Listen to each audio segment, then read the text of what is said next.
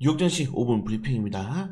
자, 연준의 금리 인하에 대한 기대감들이 스멀스멀 오르고 있는 와중에 트럼프 대통령의 관세 압박이 조금 더 시장에서 부각되면서 3대 지수는 혼조세로 마감을 했습니다. 오늘 상하락 종목들은 하락 종목들이 6대 4 정도 비율로 의외로 나왔고요. 자, 이번 주는 소비 관련된 지표들이 시장에서 계속적으로 나왔죠. 소비자 물가 지수 같은 경우에는 예상치에 조금 올랐지만은 시장에서는 3개월 연속으로 상승하는 것들은 약간 부담스러워했습니다. 다만 그 이후에 나왔던 PPI 전월대비해가지고 굉장히 크게 개선이 되었죠. 그리고 소매 판매까지 오늘 굉장히 좋게 나오게 되었습니다. 여기에 미국 미시간대 소비심리지수까지 개선이 되면서 전체적으로 CPI가 약간 아쉽긴 하지만은 그래도 나머지 소비 지표들이 워낙에 잘 나왔기 때문에 여전히 미국 소비 강하다라고 좀 이야기가 되어 있어요. 여기에 이제 연준 인사들의 금리 인하 기대감까지 나오고 있는 거죠. 그러니까 지금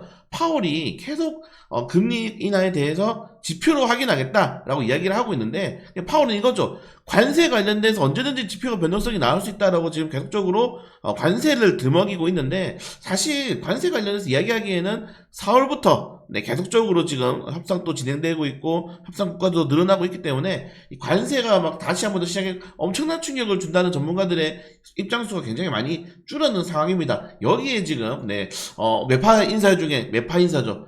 시카고 오상굴수비 총재가 향후 12월간 금리 인하 상당히 가능성이 있다. 그리고 상당히 많이 할 수 있다라고 이야기가 나왔고 또 연준의 크리스토퍼 원래 이사는 트럼프가 연준 의장직 제안하면 수락하겠다. 그리고 금리 인하에 대해서 여전히 찬성이다 이렇게 이야기를 하고 있습니다. 탐내고 있는 것 같아요.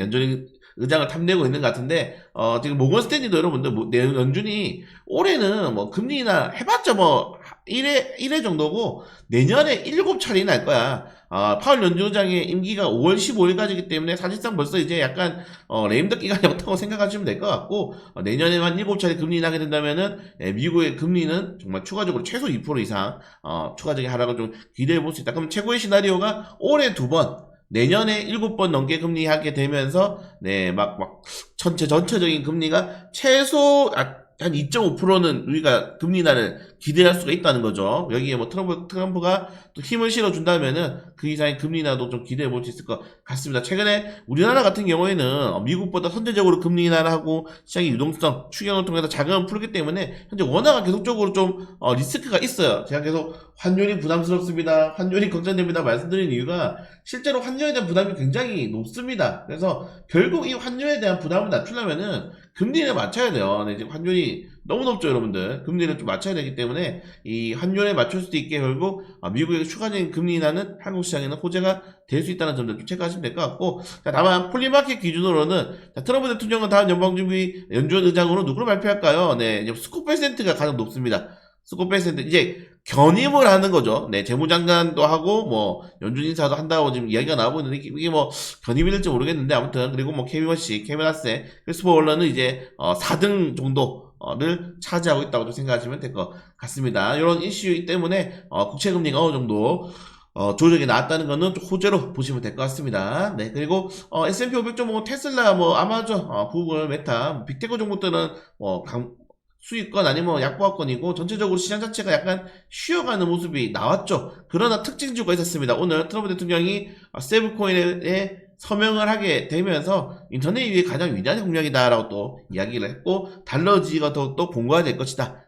달러 기반 스테이블 코인이기 때문입니다. 지금 이 미국에서 가장 많이 거래되는 코인이 당연하겠지만은 그래서 될 수 있다라고 이야기가 나오면서 지금 보시는 것처럼 서클 오늘 올랐다가 조정이 나왔어요. 단기적으로 좀 재료가 소멸되었다라고 생각하시면 될 것 같고 그 대신에 제가 계속 강조드리는 게 뭡니까 여러분들 비트코인이든 스테이블 코인이든 결국 돈을 버는 거는 뭐다? 가상화폐 거래소다. 지금 스테이블 코인 관련해가지고 상표권 등록하잖아요. 자체 발행은 쉽지 않다고 합니다. 자기들이 가상화폐 거래소를 만들어가지고 자체 발행은 쉽지 않기 때문에 결론적으로는 가상화폐 상장시켜가지고 원화 기반할 가능성이 조금 더 높다. 그래서 코인베이스, 로비로드가 또 올랐는데 우리나라 같은 경우에는 최근에 우리기술 투자라든가 T사이언티픽이 수혜주가 될 수 있겠죠. 그리고 서학개미들이 지금 보시는 것처럼 7월 1일부터 7월 18일까지 어떤 주식을 많이 가져갔냐 보니까 그 중에 3위가 여러분들 코인베이스고요. 5위가 서클이고요. 네, 지금 7위가 로빈후드입니다. 탑10 안에 3개가 뭡니까, 여러분들? 지금 벌써 비트코인, 그리고 스테이블코인 관련 테마주를 사고 있다는 점들을 좀 체크를 하시면 될 것 같다. 이거 말씀드리고 싶고요. 특징적으로는 원전 테마주가 굉장히 강세가 나왔습니다. 네, 오클로에 대한 이 SMR, 네, 인하가 본격적으로 좀 착수가 되고 있다. 그래서, 전체적으로 지금 SMR 관련된 종목들, 오클로라든가, 네, 컨트러스 에너지, 네, 그리고, 우리 비스트라 에너지도 올랐다. 왜 갑자기 비스트라 에너지 앞에 우리가 붙죠? 많이 보여하고 계시더라고요. 240달러 가자! 자, 그리고, 트럼프 대통령이 관세 관련된 좀 부담이, 제가 눌렀다고 말씀드렸는데, 유럽연합에 관세 최소 15에서 20% 모든 품목에 상향을 또 요구하게 되면서, 시장이 좀 흔들렸고, 좀 문제가 되는 게 뭐냐면은, 결국, 우리나라도 지금 문제예요. 네. 결국 우리나라도 정말 아무리 협상을 잘해도 15에서 18%는 맞을 것이다. 이거는 좀 부담스럽습니다. 그러니까 15%까지는 오케이.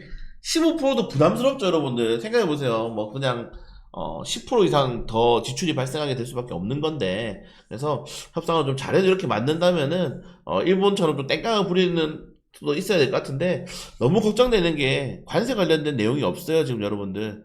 8월 1일 날 우리 맞기 시작하는데. 네, 그래서 관세 관련해가지고 좀 좋은 뉴스가 나왔으면 좋겠는데 관세 관련된 뉴스가 없다는 점이 좀 부담스럽긴 합니다. 자, 이런 이슈가 있음에도 불구하고 여전히 투자자들 피어앤 그리드 지표는 75를 유지하고 있다. 예, 여전히 투자자들은 엑스트림 그리드 주식을 사고 싶어가지고 막 침을 흘리고 있는 그런 단계라고 생각됩니다. 이거는 우리 양봉단도 좀 비슷한 상해라고 보시면 될 것 같고 우리나라 국내 주식 같은 경우는 이번 주 종목들이 좀 많이 바뀌었죠. 뭐 삼성전자를 포함해가지고 우리 제약바이오 종목들 또 많이 올라갔고요. 그리고 어제는 2차전지 관련 테마주들 정말 좀 뜬금없이 탄력이 나는데 뉴스 한 줄의 시장의 지금 변동성이 높을 수밖에 없는 시장입니다. 안 좋은 리포트가 나왔던 SK하이닉스라든가 네이버라든가 네이버도 지금 골드만삭스에서 안 좋은 매도 리포트 나왔죠. 카카오라든가 카카오페이라든가 이런 종목도 지금 리포터 두드려 맞고 지금 폭발하고 있지 않습니까? 그래서 왜냐면은 받쳐줄 수가 없어서 그래요 지금. 받쳐줄 수가 있는 수급이 약하다. 그 수급이 결국 외인들이기 때문에 외인들의 매매 변동성이 가장 중요한 게 좀 국내 시장이라는 점들 좀 잘 체크하시면서 일단은 여러분도 이번 시장에서 확인할 수 있는 게 뭐겠습니까?